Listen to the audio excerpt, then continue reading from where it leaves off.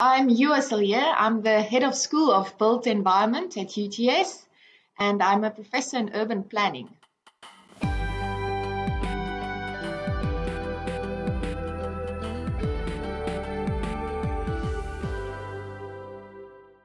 Brought you on today because she has extremely valuable insights into the sustainability issues and solutions in our built environment.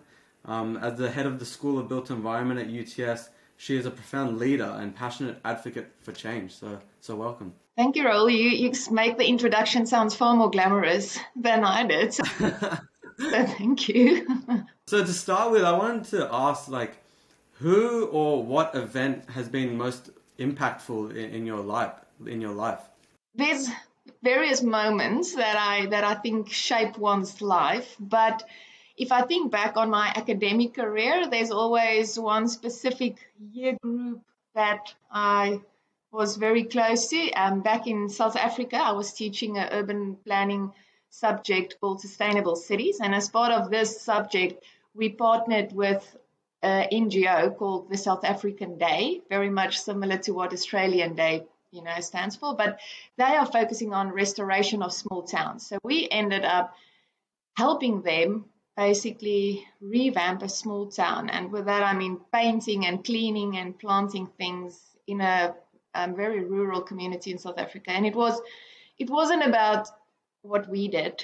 It was that interaction and just realizing that we can actually make a difference. We can actually help our communities, our people out there. We can really, even if it's just a class painting some random buildings in a small town that nobody knows of, for them it's life-changing. So we went away that day with such a big lesson. We went there thinking, oh, we're going to help this small town. Meanwhile, they taught us the biggest lesson. So for me, that really shaped the way I think about our impact and our role. Never underestimate the power of a small change. That was a lesson that day, and I think that will always stay with me. So where did your interest and passion for sustainability actually come from? So this is also a very long story that, but I'll try to tell it very short. So I was very into track and field as a university student, and in South Africa, in order to be able to run for the university team, similar to the US, you have to study. So after my urban planning degree, I did a master's in urban planning and I did a PhD in urban planning, all to just keep on basically running. So not so much for the studying part, but for the running part. But in any case, that journey led us to Europe every year for the summer circuit. And while doing my PhD and being in Europe, I connected with Wageningen University, and they are in the Netherlands. And they are known as the Green University. And that basically gave me a whole new introduction into the green side of urban planning, the nature-based solutions, the green infrastructure planning. And yes, via the running career, I ended up being very interested in that side of urban planning, and that's where my career then went. So I believe it's a meant to be story, Well, what were some of the experiences? What were some of the experiences at that university in Netherlands that got you interested and care for it? Well, I think it was a huge difference in terms of thinking in comparison with where we were in South Africa in terms of green infrastructure. So for us, it was almost like, yes, it's important, but it's a part of the city, where in Wageningen at that stage, they could calculate the dollar value of a tree to convince authorities or councils why they should plant more trees or why they should invest in nature. And I just thought, wow, I get it that you can't put a price tag on the environment, but it's a really good way to influence decision making if we can do these calculations. So from there on, I basically went with the colleagues in Northwest University. We did similar research, and just to try and get that kind of thinking into the local South African placemaking and planning environment. Where's Sydney in that kind of timeline of taking on those initiatives? I think actually Sydney is doing really well. I'm always astounded about the number of green spaces and nature in Sydney. That's, a typical urban area. I think, it's up until now, it's been a really, really somebody has been doing a really great job at protecting these spaces. And I hope in future that whoever gets to make that decision will realize the value of those spaces, and that, yes, there's an immense pressure for housing and for, that's just as a big problem. But the thing is, once you develop that nature or that open space, you don't get it back. So we should really be mindful of how valuable that is to Sydney for having these spaces. So I think it's quite good. It's now, the question is, can we keep it? What's your favorite city, like, in that encompasses all these things, and I don't know, you enjoy it?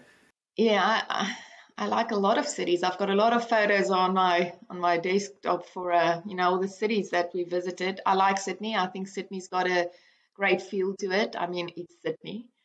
I like Chicago a lot. I like Amsterdam a lot. And then I particularly like Nice in France. I think that's also a wonderful, smaller city. But I think a city is great if it's got that unique something to offer. If they really get that city branding effect, then you can just feel, oh, there's something different here. What did you feel between Amsterdam and Chicago? Because there's two like polar opposite, kind of cities. One small, and I feel like Chicago is quite big. And what was the difference that you felt there? Yeah, huge differences, but I think that's what makes it so great and so lovely. It's just like you feel, oh, I'm in a different part of the world. It's this is so unique, yet they did it so well. Even in Chicago, I remember we could run for kilometers and kilometers, never have to stop for cars, or that's great. If a world city can offer you that's great. In Amsterdam, again, you can cycle the whole of Amsterdam with preference. Everybody's stopping for you. So that's unique planning approaches that they really got right and implemented in those cities to get that unique selling point. You're doing a lot of work with runnable cities, which is I've been reading up about, and it's so interesting. Can you give us some insight into what you're actually doing on these projects? Yes, so runnability is basically just another way of looking at walkability and at placemaking in cities. So the difference for us is we're a group of runners that's also planners in the global network of ISOCORP, is the abbreviation, International Society of City Planners. And it started off during a conference where everybody would just go for a run. So we would explore a city by running the city. So we talk of run shops and not workshops anymore. But we realized that when a city is runnable, it's also walkable, because it's got good surfaces, but it's also cyclable. It's connecting smaller walkable areas to be corridors where people can move. So it's just upscaling that concept of walkability to have like a corridor effect, to have a bigger infrastructure for pedestrians. And what's great is we got access to Strava data, so all the running and the activity tracking. And I know it's only a small part of where people run or walk or cycle, but it does give us a good indication of which spaces are really good for this, which encourage runnability or walkability, and which spaces are really bad at it. And then we get to compare the differences, in terms of design. Can we make it more livable? Can we make it more accessible? So runnability is a different lens on placemaking and walkability. And just because we like to run the cities, it's a great thing to do. For sure. I think that being active and being able to have that space is kind of just like breathing room for people, especially after we've come out of being in our rooms, all of lockdowns and COVID. That ability to just go outside and take some fresh air, it's really transforming. For sure. Now, and COVID made it evident that we need these infrastructure to support our communities. So, yes, we hope to scale it up to a citywide project to see what we can do and pilot, Sydney in the sense to show other world cities what is possible. There's some small projects about runnability across the globe, and I think it is gaining traction. it's now about collecting enough data to back our case and what we are saying and why we should design in this way. So what does a sustainable city like encompass? Like, what do you vision as a sustainable city? What's the kind of the criteria that you see for the future? If I can give one in terms of dreaming about it, maybe less possible in the short term, but I think it's a city where we don't need private vehicles, where people can walk everywhere they want to go and have access to all the facilities in a walking distance, have adequate space or adequate access to green spaces, to nature.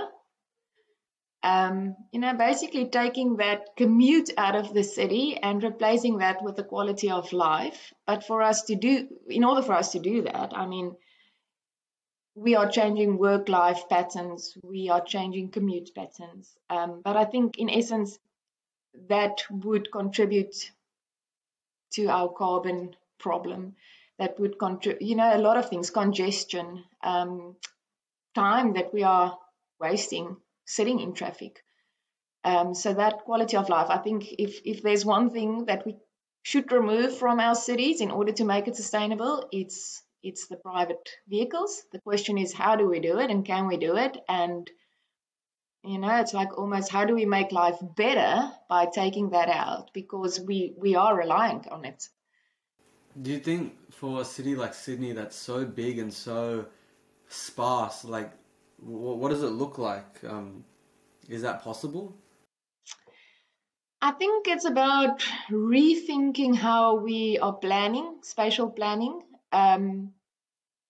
I'm taking it back to the Netherlands. They have a far better like a spatial setup where there's smaller cities. There's in every town there's all the shops that you would need, or there's really in your small town you will be able to have everything. And yes, people commute between these small towns, but it is really sustainable in itself. So the question is, do we go to a more polycentric spatial model, or do we keep this concentric one where you've got the central business district and from there on, it spirals outwards? And that's how Sydney has been planned, and we're trying to do that polycentric city region concept. That is, where the thinking is going.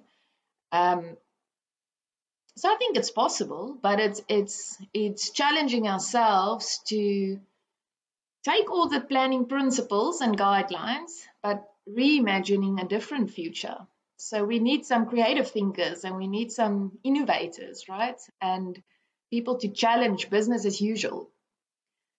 But I do think it's possible. Is that the three cities plan that I've read about on the internet, I guess, for Sydney? Yes. So that's the one I'm referring to. So it's basically the city region concept where there's clusters of bigger urban nodes and not only one big CBD. So because it's just in terms of scale, it makes sense to have different clusters. And then the question, I suppose, is from there on, how would the interaction between those nodes be? So there's a lot of issues. How do you keep your green spaces, even though you're planning 3 bigger nodes? But I think the challenge is to not think within the current policy guidelines or within the current design guidelines. We have to have innovators and creative people coming in and saying, this is a solution that we should at least pilot. What do you think the biggest challenge for Sydney is when it comes to planning? Well, I think it's scale. It is, planning in itself is a complex profession. There's a lot of aspects and a lot of stakeholders involved. But I think our biggest challenge at the moment is to plan in a more resilient way, to align our spatial thinking with things like the climate action goals or the sustainable development goals. I think everybody is saying this. Are we doing it? Are we really, when it comes down to a development application, are we taking that back to climate action and to what's the impact on the environment? And are we certain that decision makers have that vision in mind, or are we are hoping for it, but we're still not doing it? So I think it's really getting that resilient agenda onto every single decision-making framework. How do you solve, like, for an increasing population that has lesser affordability moving forward? Because obviously we're a smaller country in terms of people. Like, there's a lot of other countries that have so many more, and they've got different models. But then we have the opportunity maybe to actually combat these issues a bit earlier, because just by taking action a bit earlier. And so because of all this, the urban sprawl that's happening out west, for example, is that considered a good thing for the city? Is it a bad thing? Because I read a lot of mixed things about it. Like, I've read somewhere that it's actually better for the city if we reduce the urban sprawl and go back in on ourselves. You know, go back in on the city and maybe build up and build more dense and reimagine that as green space. So what do you think? I agree. It comes back to changing business as usual. We have to find new solutions. So yes, it's one way to sprawl outwards to accommodate people, but is that the best that we can do in this time? You know, so something like the tech innovation. I mean, there's way that you can optimize space, that we can reduce cost, that we can reduce building costs. So there's way that to retrofit buildings. We are currently working on a project funded by the City of Sydney. It's called the STAR project. So it's about sustainable, temporary, adaptive reuse of buildings and of space. And that whole project is about, can we do better with what we have? Can we optimize that? Can we, can we just have a rethink about the infrastructure, the space in our city, and how we can do better, how we can optimize that as an alternative to urban growth or expansion, for that matter.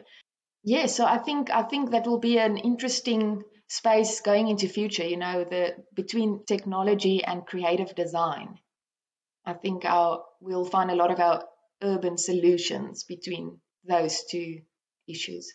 Can you suggest some different things that can happen or should happen instead of this sprawling kind of framework that we have at the moment? Well, that is something that the STAR project is looking into. So it's aimed at creating a toolkit that can help developers or councils optimize their space. So instead of building a new office block, let's see if we can transform and adapt the one that we have. Utilize the space better. Can we have mixed uses there? Can we accommodate residential and office spaces in one building? Can we not think in terms of the planning design codes and the current zoning? Can we make way for a new type of multi-use zoning? So to really, I think that's our only other alternative, to use what we have in a better way than to just think that we should build new or create more in order to accommodate growth. That's so interesting, because I feel like for property developers, this sounds bad, but there's a big incentive to just make the money and fit as many properties on the land that they have and take away that green space or make the backyards tiny just to fit more. And so what is the process of reclaiming that nature into our city? Let me start by saying I think it's the whole built environment. It's not only the property. That is how we were trained. That is the thinking for so many decades. It's we build, we create better and bigger buildings and spaces. But I think we are at a point now where the whole built environment and the industry is realizing if you don't do it in a sustainable way, you won't be able to offer an attractive building or a space. Things like the ESGs or the Green Star rating, that's that's becoming more and more important. And I really think our younger generations would be the ones really pushing this agenda, because the young generation would probably be the generation that say, sorry, if it's not a sustainable place, then I'm not interested to rent there or to buy there. And if you don't provide me with a good quality of life, then I do not choose that neighborhood. Or, I think it's about the demand. And I think the voice needs to be stronger from our local communities and from our citizens to say, we expect this. This is part of quality of life. This is part of the basic human needs.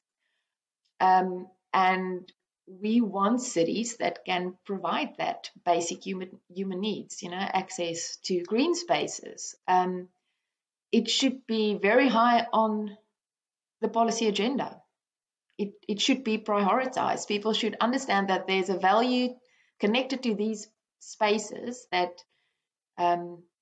should be prioritized and should be protected, because they provide life.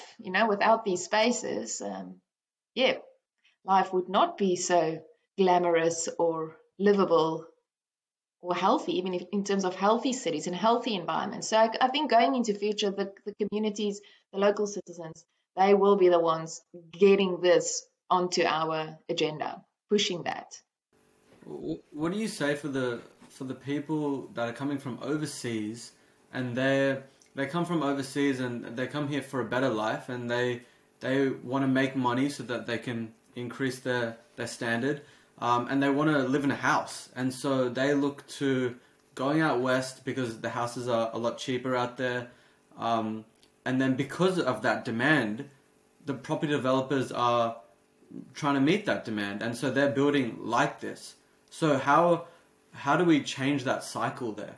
You see, that's the thing. As long as we keep on feeding that monster, the monster will grow. That's where planners and policymakers needs to step in to say, what do we provide? What do we allow? Is the power in the developer's hands, or are we actually enforcing a resilient strategic plan to make Sydney a livable place? So there's some tough decisions to be made on a high level, perhaps. But and hopefully that, I was just thinking, our students coming in, the cohort that's graduating now, I mean, they understand these problems we are facing. So hopefully, we will be sitting with future leaders making good decisions about what we do allow. And back to having that resilient agenda onto every decision-making framework. So even if it's just a development application, is this for the greater good? Is this for the benefit of all citizens? Or is this for financial gain? And I think we have to ask the hard questions, and we have to trust that we will get decision makers and leaders in place to help us guide that, because otherwise we don't have a good future ahead. If it's business as usual, we won't have that sustainable future that we are all hoping for, or, everybody's in favor of it, but are we doing it? So it's really, we have to start enforce the things that we want to see in future. We have to enforce it now. Otherwise, it's too late. So they say in a couple of years, I mean, the globe is said to be urbanized. So we've got a little time frame to work with to actually get urbanization right, to understand where we are going, to make good decisions with the little space we have.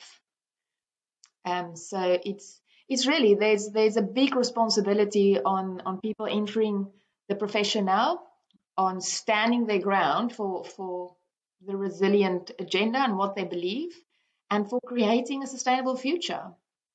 And we should also realize we can all play our part. It's not some big brother up there that's got the sole power. We can all, if we collectively stand together and voice this as the most important thing that we want to see in our cities, and everybody that can make a decision opt to make that good decision, we will change things. So we're back to that, never underestimate the power of a small change. If everybody goes for this, we will be able to make a difference. We will be able to change policies, or the way we plan, the way we allocate land for big projects or for housing or for commercial areas, or if we build more roads or not, take away our cars, right? All those kind of decisions needs to be, it's part of a thinking about the future life that we are building. Yeah, we are the leaders coming up, and so how can we empower other students, you know, to take a stand and actually care about this stuff? Because I'm sure in most universities and the degrees that they're doing within the built environment, sustainability is a part of it, but it's not as if it's the sole focus and the sole vision that everything should be towards. And so how can we empower other students to take some ownership of it? I think we've got a big task in that sense. It's about awareness. It's about making people understand the impact on their own life and what it would mean to them.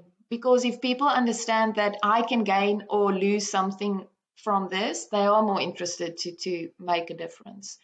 I've read a quote somewhere. It said, if you don't care about the environment, try counting your money with by holding your breath, right? So don't breathe. Count your money and see how long it can last you. If we realize that we need nature to live, to have a future, you know, it's not really a choice. We have to be sustainable, and we have to think in a resilient way, because then only we will have a future. It's not an either or.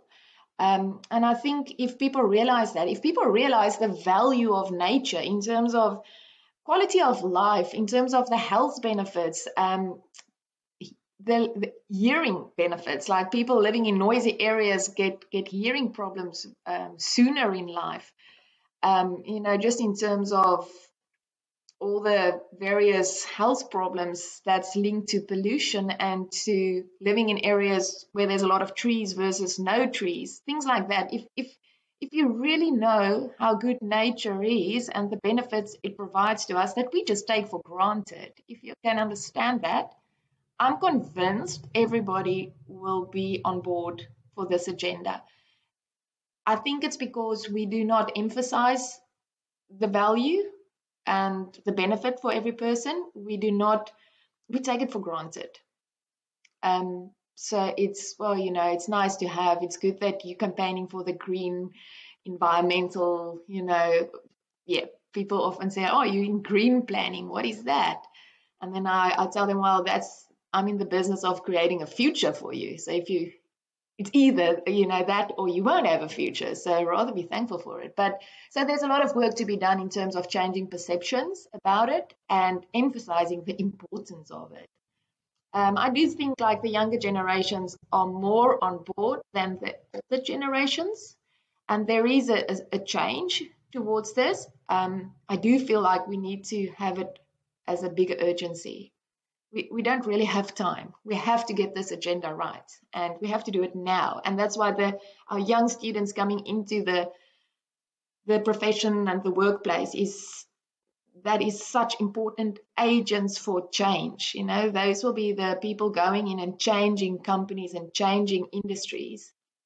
But they have to stand up and have a voice. And really, you know, it's not about just campaigning for the green spaces. It's about having an informed conversation about why it's so important and why your boss or your decision maker, why whoever should listen and should change their business as usual in order for us all to have a future.